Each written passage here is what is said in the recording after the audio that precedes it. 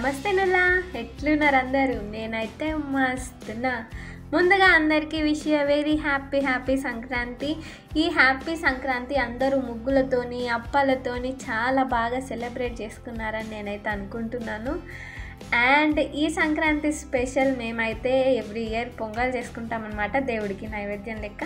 And మా అత్తయ్య వాళ్ళ సైడ్ చేసుకుంటారు. సో దానికోసం ఇవాళ పొంగల్ ప్రిపరేషన్ అయితే స్టార్ట్ చేసినాం. దానికోసం ఇక్కడ నేను రేషన్ బియ్యం ఒక 1 కప్ తీసుకున్నాను. అండ్ అలాగే ఏ కప్తో తీసుకున్నామో అదే కప్పుతోని పెసరపప్పు కూడా తీసుకున్నాను అనమాట. సో చూస్తున్నారు కదా, మంచిగా రైస్ అయితే 30 minutes నానబెట్టేసేయాలి. ఇది నానేలోపు మనం అక్కడ పప్పు అనేది వేయించుకొని ఇది కూడా 30 minutes సోక్ చేయాలి. రైస్ ఎంతసేపు సోక్ చేస్తారో అలాగే పెసరపప్పు కూడా సోక్ చేయాలన్నమాట. అండ్ ఇదైతే కొంచెం వేయించుకొని సోక్ చేస్తే బాగుంటుంది. ఇలా వేయించుకున్న పెసరపప్పుని మంచిగా వాటర్ వేసుకొని దీన్ని కూడా ఒక 30 minutes పక్కకైతే పెట్టేసుకోవాలి. మీలో ఎంతమంది పొంగల్ తీసుకుంటారు సంక్రాంతి స్పెషల్గా నాకైతే కామెంట్ చేసేయండి.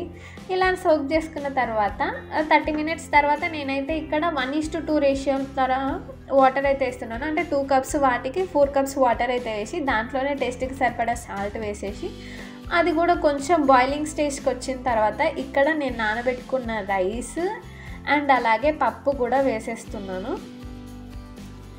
ఇక్కడ గుర్తుపెట్టుకోండి, రైస్ అనేది సిమ్లోనే ఉడికించాలి. అండ్ నార్మల్ బియ్యం అయితే అంత టేస్ట్ రాదు, ప్లస్ అంత మెత్తగా ఉడకలేదు. అందుకే నేను ఇక్కడ రేషన్ రైస్ అంటారు, కొంతమంది కార్డ్ రైస్ అంటారు, ఏదన్నా ఒకటి. సో ఈ స్టేజ్లో అంటే 95% కుక్ అయిపోయిన తర్వాత మనము తాలింపుకైతే రెడీ చేసేసుకుందాము. నేనైతే స్టవ్ మీద చిన్న కడాయి, నా దగ్గర ఉన్న బుల్లి కడాయి అయితే పెట్టేసుకొని దాంట్లో 1/2 cup ఆఫ్ గీ అయితే వేసుకుంటున్నాను. ఇక్కడ స్పూన్తో చూపిస్తున్నా అనుకోకండి, నాకు అక్కడ కౌగి చలికి గడ్డ కట్టుకుపోయింది.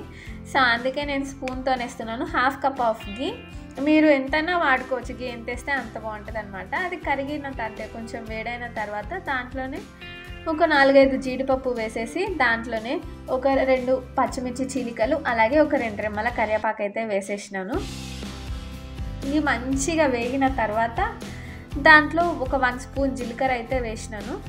అది కూడా కొంచెం వేగిన తర్వాత ఇక్కడ నేను చిన్న స్పూన్తో ఒక 1.5 స్పూన్ మిరియాలు అయితే వేసినాను. మిరియాలు ఎక్స్ట్రా ఫ్లేవర్, అంటే దీంట్లో మిరియాలు మ్యాండేటరీ, కంపల్సరీ గీ అండ్ మిరియాలు. ఇవి కూడా మంచిగా వేగిన తర్వాత వచ్చే అరోమా సూపర్ ఉంటుంది. ఇక్కడ గుర్తుపెట్టుకోండి, ఈ మిరియాలు తాలింపు అన్నంలో వేసేసిన తర్వాత స్టవ్ ఆఫ్ చేసేయాలి. స్టవ్ ఆఫ్ చేసిన తర్వాతనే ఆ అన్నం అనేది మొత్తం మనం కలిపేసుకోవాలన్నమాట. మంచిగా ఇలా కింద నుంచి మీదికి కలిపేస్తున్నామంటే టేస్టీ పొంగల్ రెడీ అయిపోతుంది. అండ్ ఇక్కడ రైస్ మెత్తగానే ఉడకాలి, మెత్తగా ఉడికితేనే అది బాగుంటుంది.